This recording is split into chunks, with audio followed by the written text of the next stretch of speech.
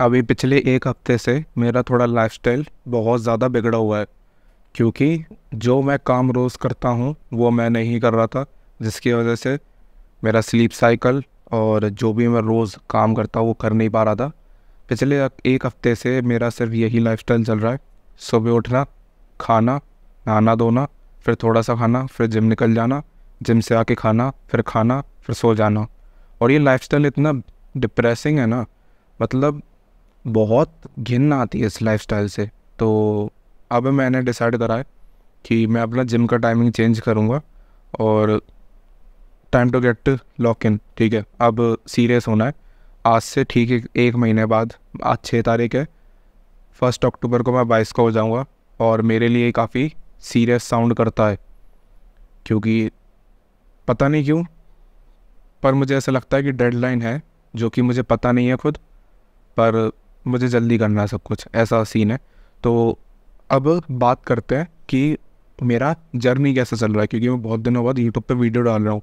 तो जर्नी सही चल रहा है। मैंने बीच में अभी फ़ैट लॉस बल्क करा था, मतलब फ़ैट लॉस का जो प्रोसेस है उसको रोक के मैं बल्क की तरफ गया था।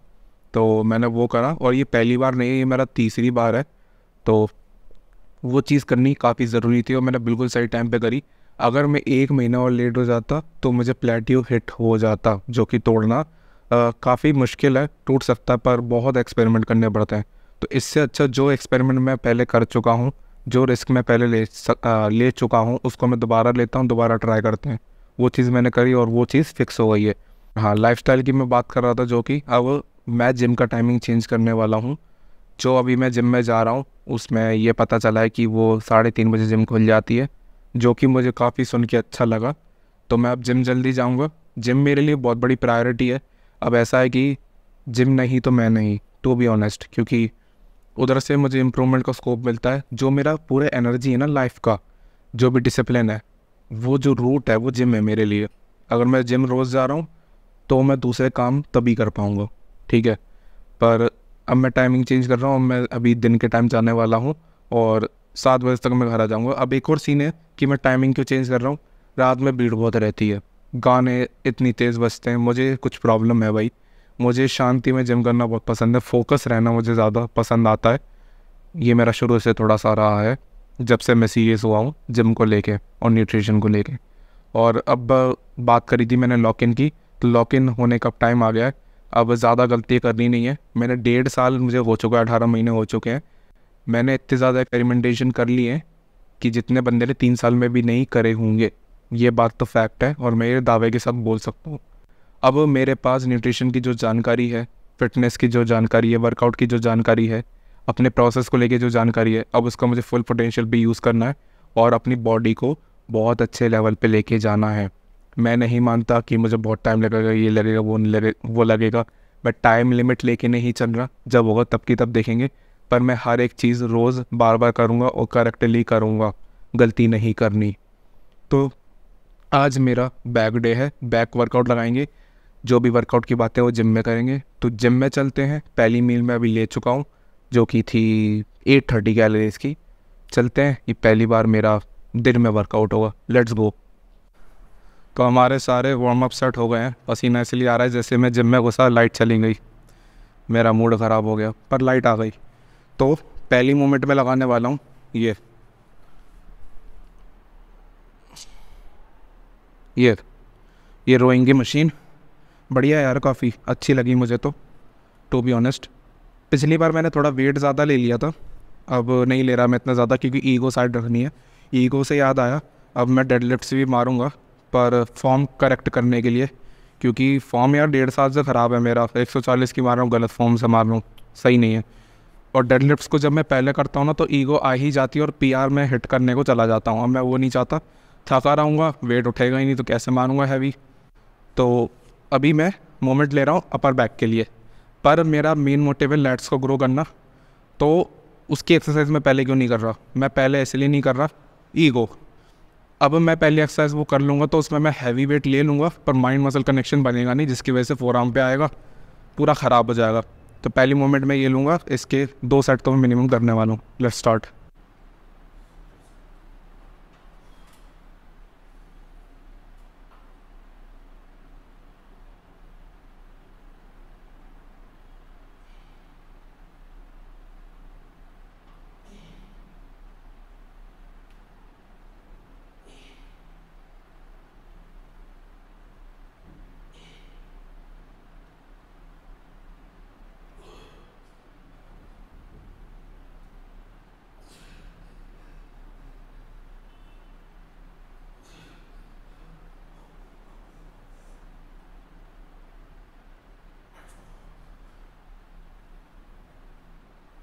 Kami dito na.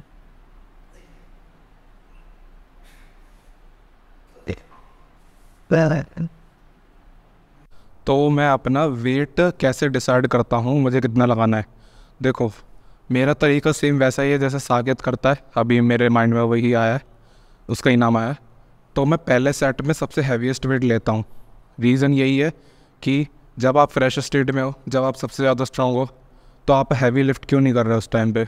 देखो, वेट आप कैसे भी लगाओ, चाहे आप पहले सेट में कम वेट लगाओ या फिर लास्ट सेट में आप हैवी वेट लो, मसल सबसे बिल्ड होना है। ये बात मेंटेलिटी की है, ठीक है। पर मुझे ज़्यादा ऐसे अच्छा लगता है क्योंकि मैं पहले वो कर चुका हूँ। वो जो चीज़ है ना, पिरामिड टाइप की, रिवर्स पिरामिड होता है जो, वो मैं कर चुका हूँ। मुझे इतना पसंद नहीं आया। लास्ट सेट में तुम हैवी वेट ले रहे हो, ताकत ही नहीं है भाई। जो रियल पोटेंशियल है, मान लो कि तुम लास्ट सेट में 25 kg ले रहे हो, उससे पहले तुम 15 से लगा चुके हो और 20 से लगा चुके हो, तो उसमें 4-5 ही रेप निकाल पाओगे क्योंकि तुम्हारी मसल ही फटी है। क्या फ़ायदा उस चीज़ का। इससे अच्छा उसको पहले लो। तुम 2 पहले वार्म अप सेट लो जिसमें तुम्हारे ब्लड फ्लो आ जाए जॉइंट्स में, चेस्ट में, जो भी। मतलब चेस्ट का एग्जांपल ले रहा हूँ। फिर उसके बाद हैवी सेट लो जो पहला है, जितना तुम्हारे लग सकता है। मुझसे 25 लग पाता तो मैं पहला सेट 25 से लेता हूँ। ये सीन है अपना। वार्म अप एक बार ही करना पड़ता, फिर तुम्हें ना हर एक्सरसाइजेज में वो चीज़ नहीं करनी पड़ेगी जिस तरीके से मैं लगा रहा हूँ अभी। तो अभी नेक्स्ट मूवमेंट पे चलते हैं। पता नहीं कौन सी होगी, शायद से लेट पुल डाउन।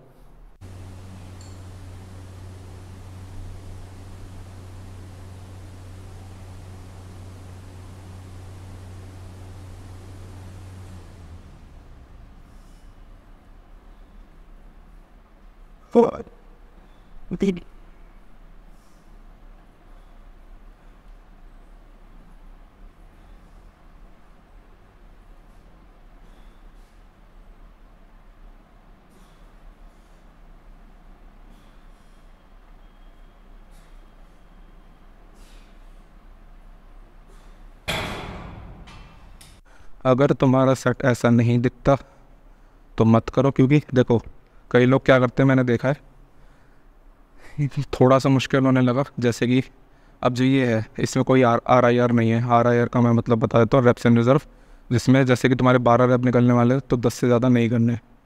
पर कई लोग क्या करते हैं, 8-9 पर ही रोक देते हैं कि हाँ मुश्किल हो रहा है, मैं छोड़ देता हूँ। नहीं टूटेगा भाई मसल, नहीं बनेगी मसल तुम्हारी, फिर करते रहो शिकायतें। तो हर एक सेट को ऐसा करो कि आखिरी हो, क्योंकि उसके बिना नहीं होना भाई। कुछ चीज़ों में मेहनत लगती है, तो मैं लगता है कि हाँ हम उसको कर रहे हैं तो वो मेहनत है, पर वो मेहनत नहीं है, उसके पोटेंशियल को पार करना पड़ता है। अब मैं जैसे पार्शल्स भी इंक्लूड करता हूँ। पार्शल इंक्लूड करने की वजह से मेरी इंटेंसिटी तो यही बढ़ी कि मैं कार्डियो ही नहीं था, जिससे मैं कार्डियो करता ही नहीं हूँ, ठीक है। तो यही सीन है भाई, इंटेंसिटी बढ़ाओ। इंटेंसिटी बढ़ाओगे तुम्हारी मसल बिल्ड होगी, ठीक है।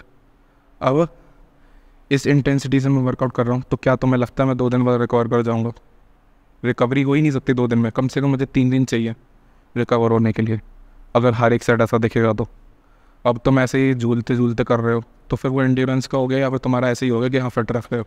अगर तुम्हें सच में कुछ बिल्ड करना है तो फिर उससे तो नहीं होने वाला, इतना बात पक्का है।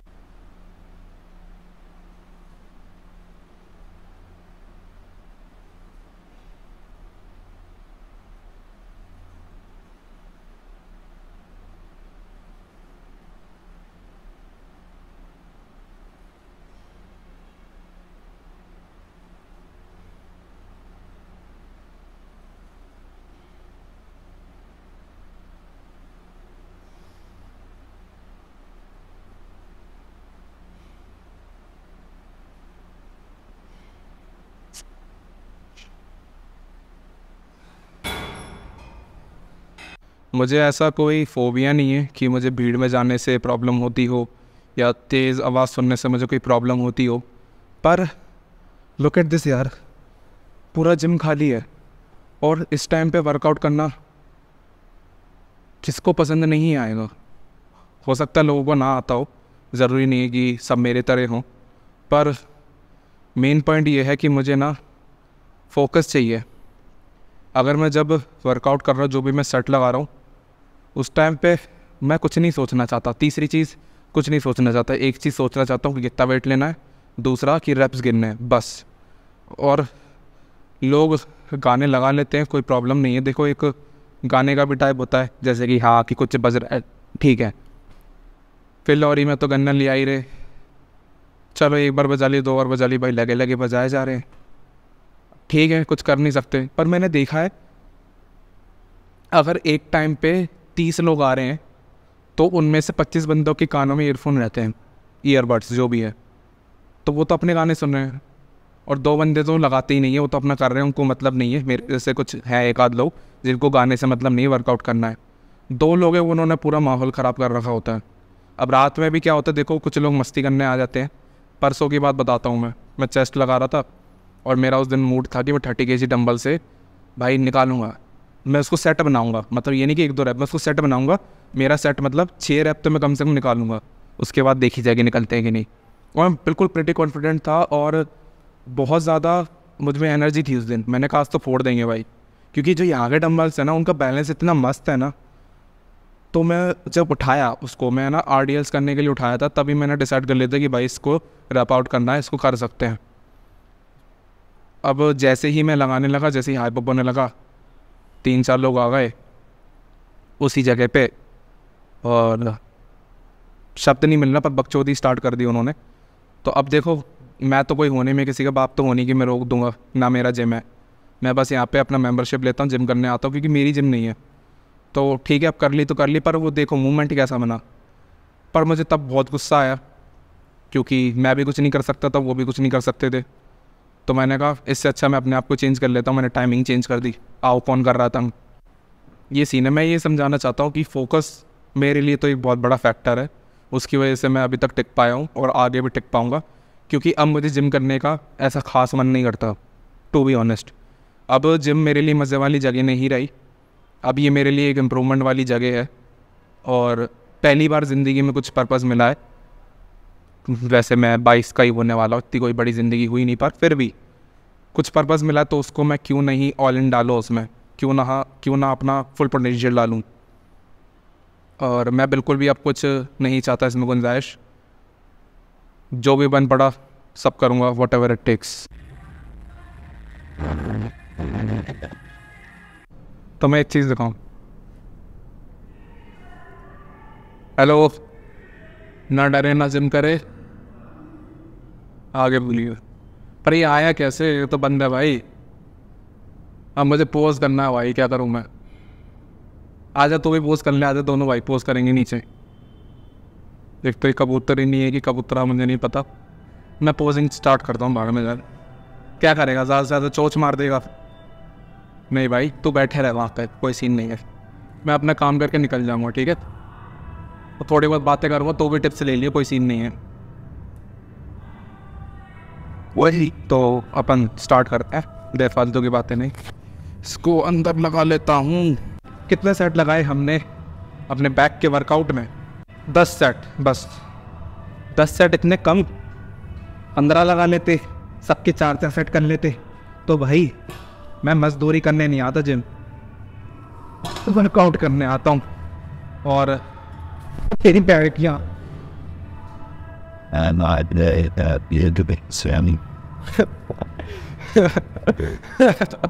अरे भाई, अरे भाई, एक टाइम पे मैं इतनी गालियाँ बका करता था ना, तो अभी कुछ ऐसे मोमेंट्स होते हैं ना तो निकल जाती है। हाँ ठीक है, हाँ तो 10 सेट लगाए मैंने। देखो जिम में मजदूरी करने तो मान ही रहे, इससे अच्छा मेहनत करो, ऐसी मेहनत करो जो तुम्हें रिजल्ट दे। अब जैसे मैं बता रहा था कि देखो गाने बजने लग गए, ठीक है मैं और जल्दी आ जाऊँगा, ठीक है कोई दिक्कत ही नहीं है। चलो भाई स्टार्ट करते हैं।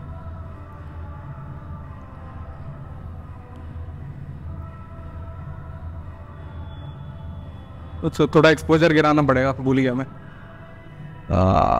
ये ठीक है, चलो।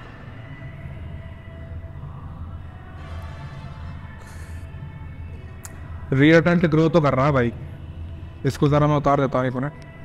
अब मैं ये वेस्ट को उतार के पोस्ट करता हूँ। अब मुझे गेट बंद करना पड़ेगा क्योंकि लेडीज सेक्शन है, तो कुछ विवाद ना हो जाए इसलिए।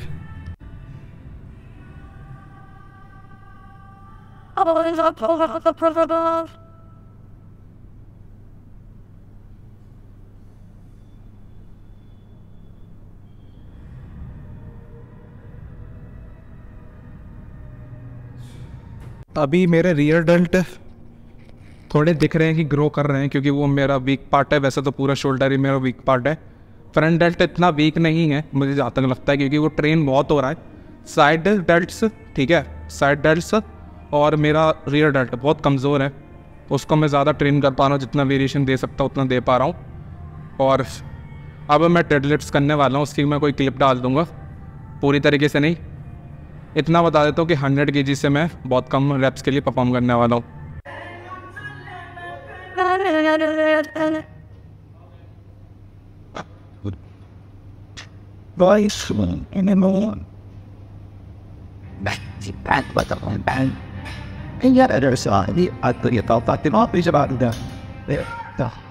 क्या बात है जमुन सब वैसे भाई ज़िंदगी का असली पीस पता है क्या है? ये है। और ये जब भी कभी ऐसा मन करता है ना कि बहुत एग्जॉस्टेड फील कर रहा हूँ, 1 मिनट, हाँ, जब भी कभी ऐसा फील होता है ना कि बहुत एग्जॉस्टेड फील कर रहा हूँ, मैं आसमान की तरफ देखने लगता हूँ। पता नहीं क्या है, बहुत ही मस्त वाला डिटॉक्स होने लगता है।